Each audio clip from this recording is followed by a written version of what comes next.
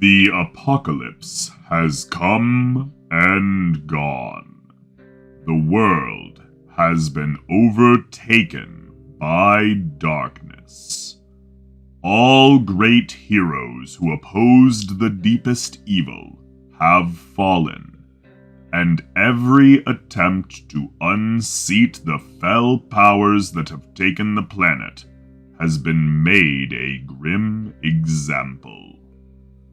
Around the globe, the tiniest holdouts survive alone, awaiting the incoming conquest by the forces of the wicked, or slowly fading to the whims and desires of their youngest generations. Deftly, the ignoble masters and foul sorcerers of the shadows scour the land for active resistance. An entire generation has passed since the arrival of the grim darkness of inevitable subjugation, and some are now too tired to continue the fight. And an unholy hour is falling upon the existence of all who draw breath in this mortal plane. It would seem as though the end is finally upon us all. But not all are satisfied to quietly await the yoke of servitude, or break their bending backs as they lean to kiss the ground at the feet of tyranny.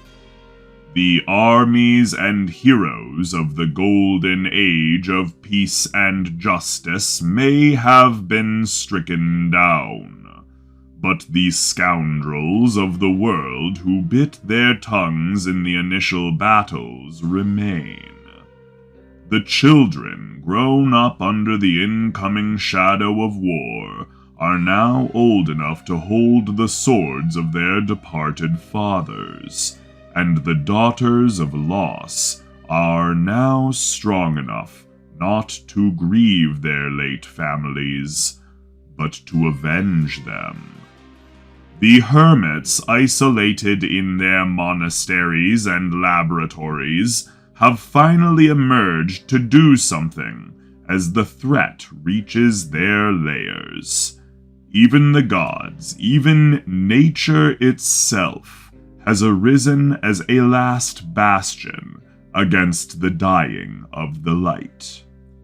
And out of the woodwork, out of the cracks and crannies of the world that the diabolical Armageddon has somehow overlooked, the last chance for salvation has arrived. Untold eons ago, a grand and splendiferous civilization mastered the art of undeath. They were a people of great social philosophy, and so decided at length amongst themselves if there would ever be any ethical use to bequeathing true immortality upon one of their own. Such would the utility of a gift be that it could overwhelmingly corrupt any who held it. And even then, the whims and trends of society could change in such a way that the immortal in question would grow out of touch with the needs of the people, and in turn would become the villain that this utility would otherwise seek to preclude. And think of the cost. To maintain such a thing would require the souls of the innocent. The almighty power of Lichdom could not be considered deeply enough, and in the end the Council of the Wise came to a singular conclusion.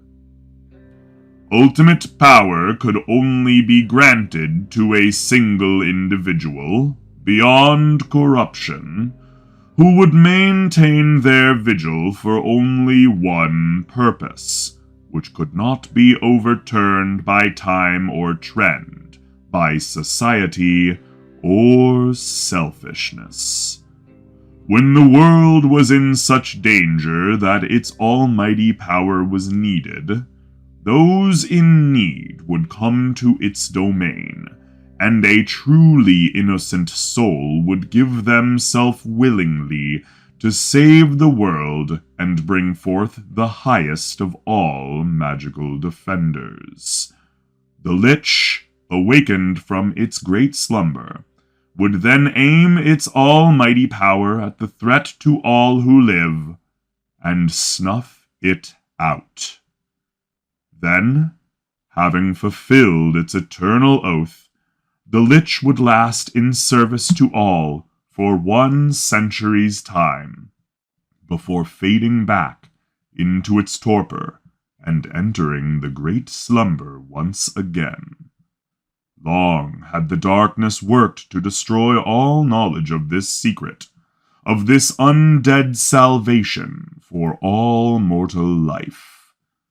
But now, each of you has a piece of the puzzle, and together you might just be able to end the nightmare once and for all.